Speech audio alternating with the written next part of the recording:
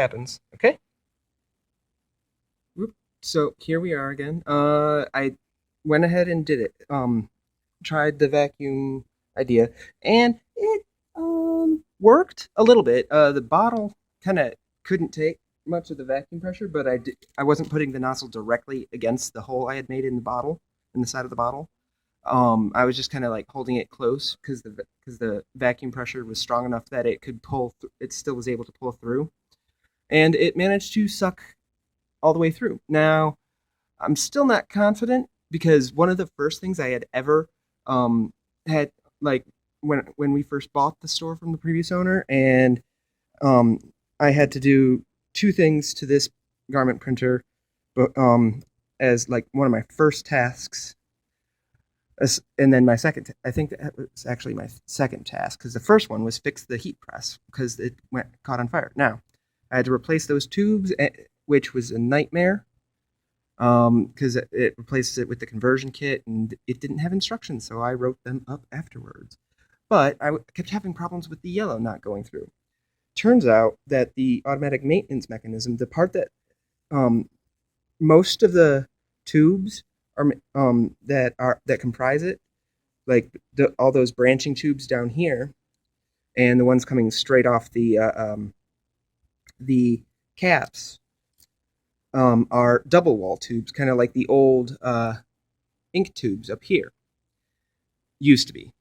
Uh, but these ones right here, the ones that are getting compressed by the solenoid, are actually these rubbery kind of single wall tubes so that you can crush them. The same one that this one's made out of and this one's made out of. Although this one's a much bigger, thicker version. Now, I still need to clean that one out, but before I do, I wanted to so yeah, what ended up happening is there was a massive clog in this gooey in this part right here that that kept it from ever kind of triggering the yellow solenoid suction properly. And basically, I had to go in there with just carefully taking off one of the little elbow joints, and then going in there with a piece of copper phone line, and with a little hook kind of nibbed in it to basically snake it like you would a toilet.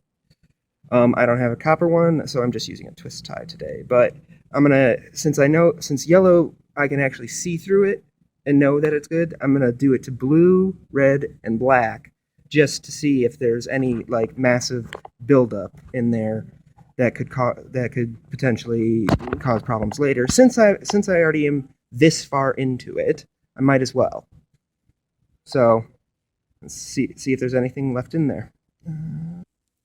So I did go ahead and do all four of them, and because as it turns out, they all needed it.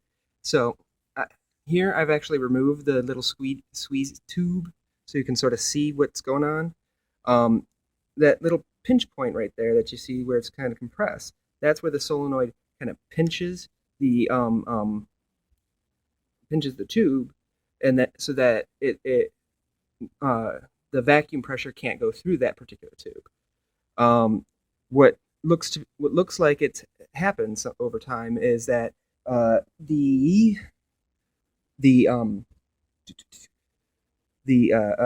when it pinches, if there's any remainder ink in this little tube, it pinches it, creating a suction point, which where the capillary effect of water, I think it's the capillary effect of the fluid is maintaining it in the tube, and it can't come out. So there's a back pressure, and the capillary effect keeps it from draining out, and it just kind of over time will harden and build up, and you get a big old chunky goober like this.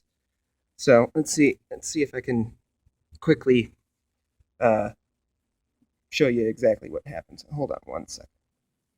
So here we have the tube all nice and separated out, and I'm gonna just, oh wow, I found it easier just to take the tube out completely instead of trying to snake it.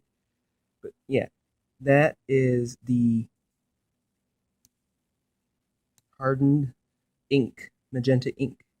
just kind of coating the walls. And now there was a nice inner tube, or not inner tube, but it wasn't fully clogged. But there, while I'm at it, we'll clean everything. So there you go. That's sort of what happened.